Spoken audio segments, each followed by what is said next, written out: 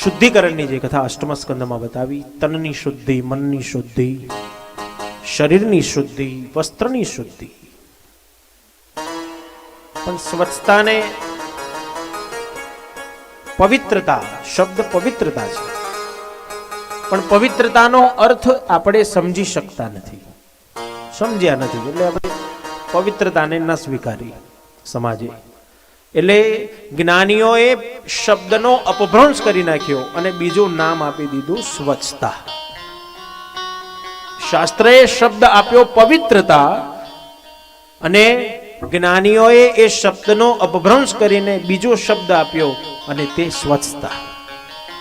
તો પવિત્રતાને આપણે ન સ્વીકારી પણ સ્વચ્છતાને સ્વીકારી લીધી. ભાઈ આંગણું સ્વચ્છ રાખો, કપડાં સ્વચ્છ રાખો, વાસણ સ્વચ્છ રાખો, શરીરને સ્વચ્છ રાખો. આપણે બોલો ઠેર ઠેર પાટિયા મારી દીધા ને, સ્વચ્છતામાં પરમાત્માનો વાસ છે, જ્યાં સ્વચ્છતા ત્યાં પ્રભુતા. સ્વચ્છતા અને પવિત્રતા બંને એક જ છે, પર્યાયી શબ્દ છે બંને.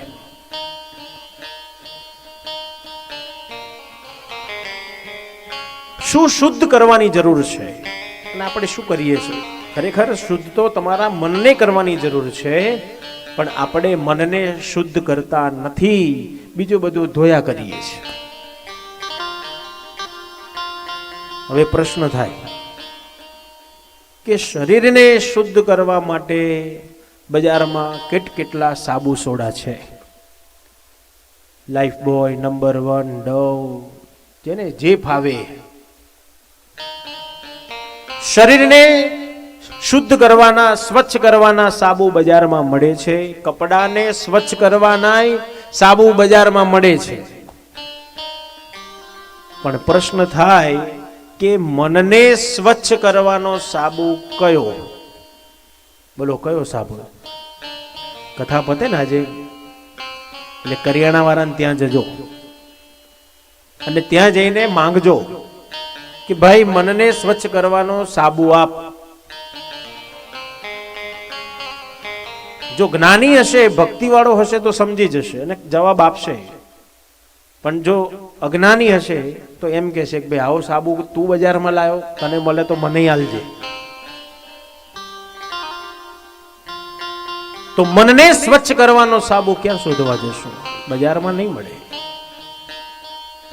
શરીર, કપડા, વાસણ, ઘર, આ બધું સ્વચ્છ કરવાના સાબુ સોડા બજારમાંથી મળશે, પણ તમારા મનને સ્વચ્છ કરવાનો સાબુ ક્યાં મળશે? તો ચિંતા ના કરશો, સાબુ છે આપણી પાસે. જ્યાં મનને સ્વચ્છ કરવા માટેનો સાબુ એટલે આ શ્રીમદ ભાગવત. મનને વિટામિન્સ પ્રાપ્ત થાય, મનને શક્તિ મળે, મન દ્રઢ બને. એ દવા, એ ટોનિક એટલે શ્રીમદ ભાગવત.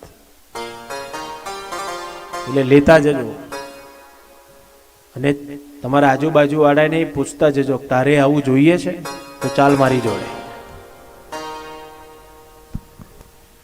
એટલે આજુબાજુ વાળાને બધાને લઈને આવજો આવતીકાલથી. હો, કારણ ભગવાન આપણા એકલાનો થોડી છે, ભગવાન તો બધાયનો છે.